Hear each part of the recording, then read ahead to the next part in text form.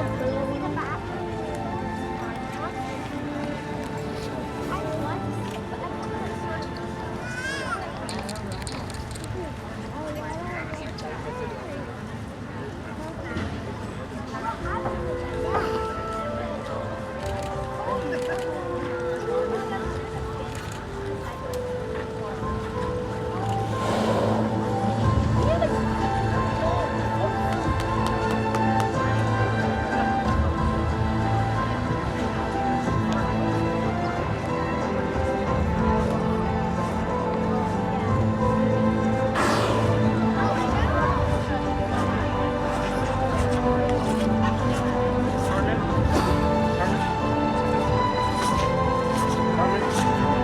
guys lost your pass, Carmen?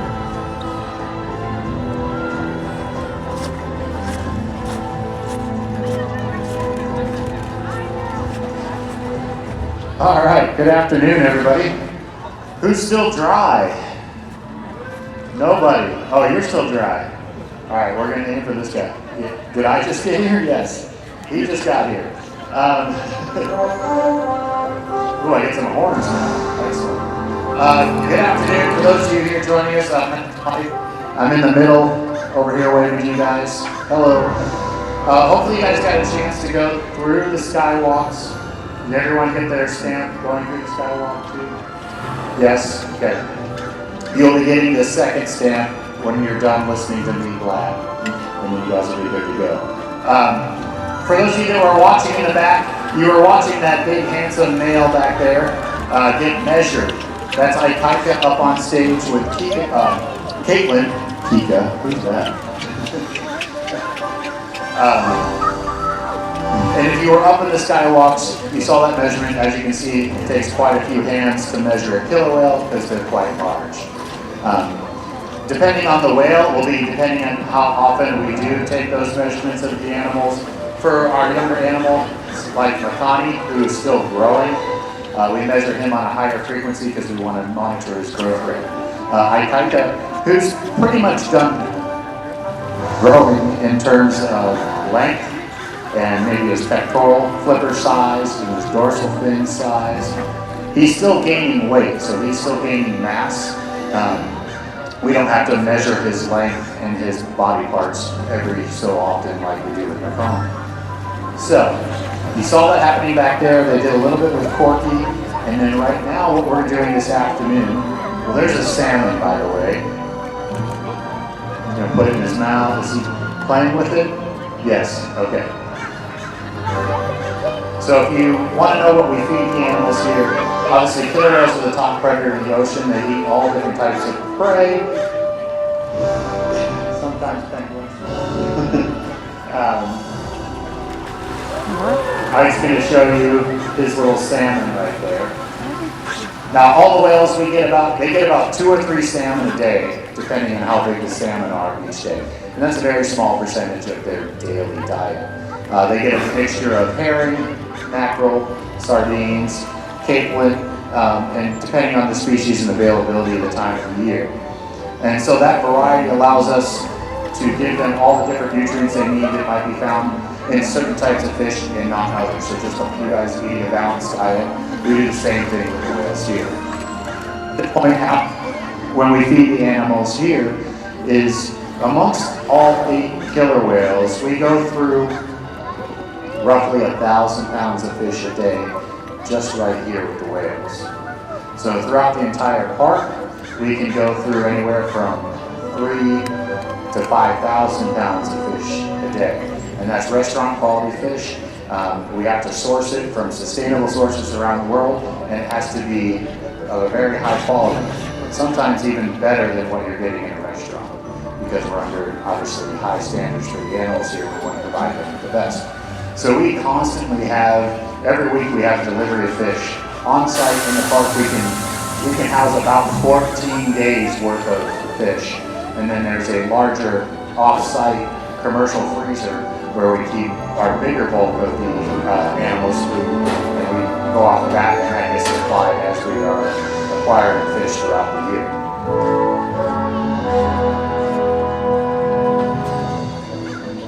Okay, so I'm pretty sure the session we're working on with Pike this afternoon is you did see him just get measured. And if you don't mind, can I have you pull the background mix down just a little bit? Thank you.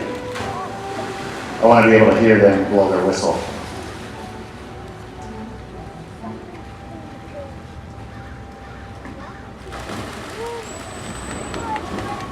Very good. Now, throughout the day here, you guys have come before in the past, and you guys have seen our presentations. But our jobs, even when you guys aren't sitting out here in the stadium, we're almost always interacting with the whales in some way, shape, or form. Now, it could be something like you guys saw on the Skywalk, where we're doing something that's a medical procedure, or finding out more information about the whales. We call those husbandry behaviors, and those are all the different things the whales know to help participate in their own health care. Other types of sessions that we're doing out here would be interacting, playful ones, just hanging out with them, building our relationship with the animals. And then other ones might be learning something specifically new, so almost like a very pinpointed, targeted behavior that we're trying to work on and train. Now with Ikaika this afternoon, we're working on what, in terms of just training, we call it discrimination. And what that is basically being able to focus his attention and do different behaviors. And it's kind of a complex thing, but the one thing I want to point out is, you see the long white pole that Arion's holding now. On the end of that is a very small swim bead, like a lane marker from a swimming pool. We call those targets, because those allow us to have the animals focus their attention on that space in their environment. And traditionally, and most oftentimes, we're having them touch their rostrum or the front of their face to that bead. Now we can have them target any part of their body to that target hole, and we will do that depending on the behavior that we're working on. So, targets are very important, especially with killer whales. On smaller animals, targets end up being your hand. If you have a dog at home, sit, stay, shake, your hand's right here. I'm tall, but I still can't get my hand 21 feet in the air to help focus a 10,000-pound killer whale to come touch. Now I can use my hands for small, close-in behaviors, so those target holes become very important. The funny thing about that is when you're learning something new with the target hole, it's very important that you work in other behaviors that the whale already knows, or the animal knows. Because it kind of becomes like that one famous wizard who casts a spell with the wand. The animal tends to remember the last behavior they learned on that target hole. So, but I gotta make sure it is this way. The weather's playing havoc with our system right now. What we have to ensure is, as we teach new behaviors, is that we mix those different behaviors in, and that's what we're working on with Ike right now, because he's a smart boy, and when he sees the target holes come out, he's like, oh, we're working on that new thing that I'm really good at, so I'm only gonna do that. So we have to really make sessions focus on, hey buddy, watch the hand signal that Caitlin's asking you, remember that, and even though you see the target hole, we want you to remember the behavior you're doing. So that's all part of that discrimination. So she's going back and forth, I believe, from what we call a back dive. Which one did you ask? Belly breach. He breached, but he did it on his side. So, you can almost, that could be good. So, in the training and the nuts and bolts of how we interact with our animals, everything that we do for them is basically positive reinforcement. When the whales do something correct, we're throwing a party for them. It could be giving them a fish, it could be jumping around, clapping, giving them a back rub, yelling them play with their toys, let them play with the other whales, giving them an opportunity to do other behaviors that they like. So for some of you, it might be, in weather like today, curling up on the couch and reading a book or watching a movie. That can be really rewarding for somebody.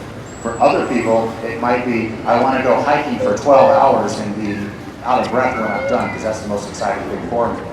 You see that personality across the whales too. Some of our whales would choose to use part of their reinforcement in terms of being very active and doing high energy stuff, and some of our other whales, for their reinforcement, would rather just hang out and hold their flipper.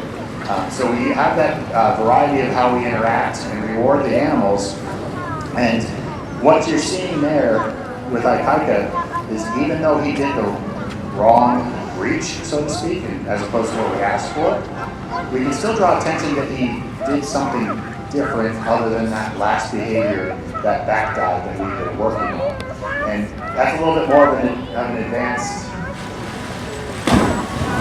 There we go, we went back to, that's what the belly bridge should look like on the perimeter. And he's got that one down, but when we ask him to do it in the center, then he goes into autopilot and goes back to the behavior he's always doing.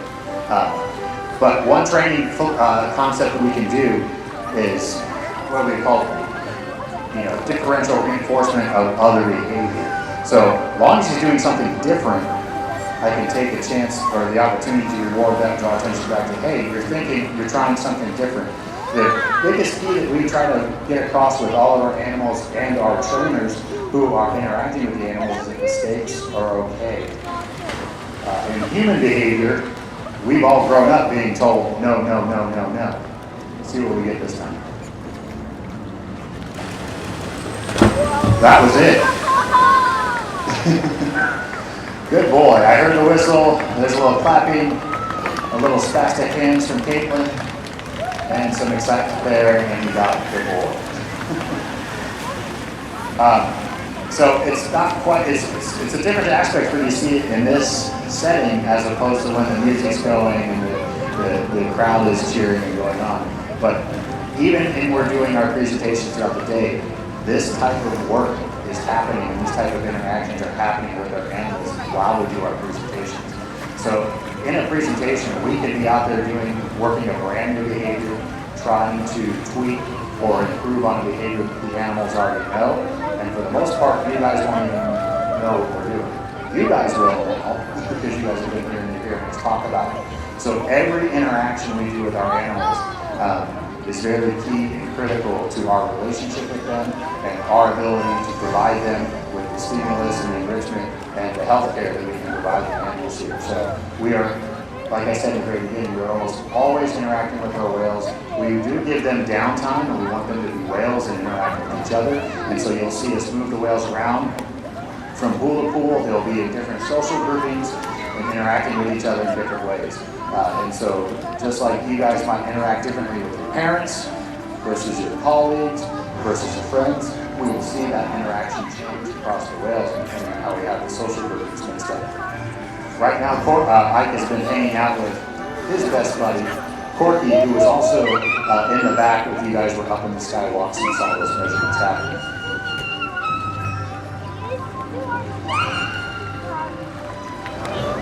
All right, so Ike's going to come out and do a little bit of show off. So we're hoping he's going to come up, prop up on his pectoral flippers and vocalize and slide across all at the same time.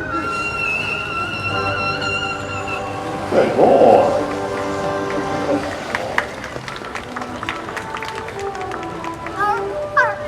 And often people were asked, well, how is it that you... there we go. We are often asked about building that relationship with these animals and building that trust and that history with them. One of the best ways that we have the trainers and our animal ambassadors build their relationships with these animals is by having them go through the training process of teaching that animal a brand new behavior. That whole learning process builds a bond and a trust, and it really shows the intuition from the trainer and from the animal on how they're working together in a respectful interaction that allows them to build upon that and get that success. And now she just switched the discrimination part of this session. So now she's looking for Ike to do just a regular jump, which we call a bow, which he actually just did. So that was very good. So she asked the behavior, she had the target pull out, and Ike likes to have a challenge with that and sometimes go into that backwards jump or that side bridge. So even though it's a very minute thing that from this perspective out here, it's a very big jump for Ike out there that he's focused, he's paying attention, he's staying on task, and he's discriminating between all the signals and not just going on autopilot from behavior to behavior. How deep is it? Let me get back where the mic's on. There we go. The question was how deep the pool. This pool is 36 feet deep. 36. The two pools in the back that you can see through the set pieces are 20 feet deep, and then those connect to the underwater viewing pool where you guys hopefully had a chance to go to or get away from the rain to watch the whales. That one's 30 feet deep.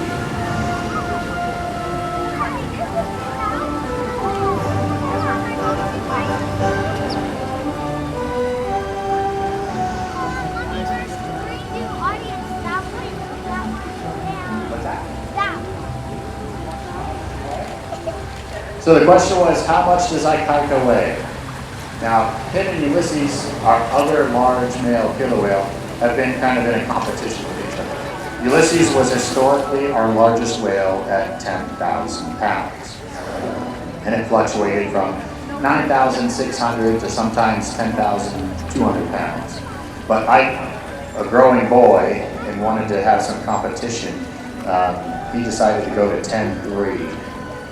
So him and Ulysses go back and forth between who's the big boy on campus.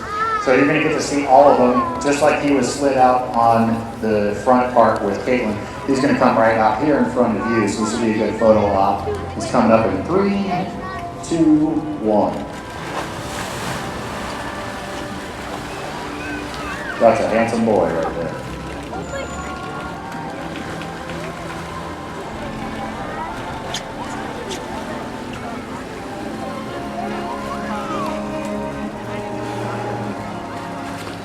Are we switching to cork at all? Eventually? Okay.